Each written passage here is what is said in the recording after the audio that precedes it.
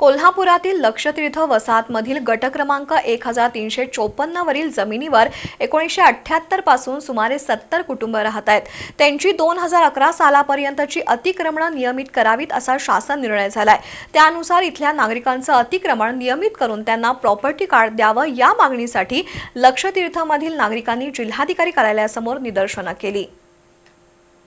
कोल्हापुरातील लक्षतीर्थ वसाहतीमधील गट क्रमांक 354 या 7 एकर जागेतील 70 कुटुंब हटवून ती जागा ओबीसी संघटनेला द्यावी या मागणीसाठी बहुजन परिवर्तन पार्टीच्या वतीनं जिल्हाधिकारी कार्यालयासमोर आमरण उपोषण करण्यात येत आहे.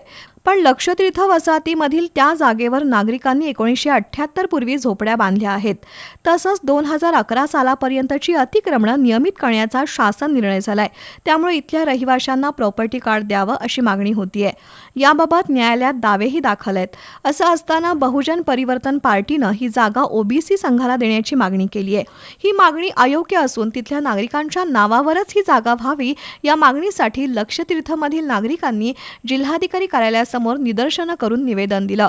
यावेळी नगरसेवक भैया खेडकर, माजी नगरसेवक आनंदराव खेडकर, अथर्व खेडकर यांच्यासह नागरिक उपस्थित होते.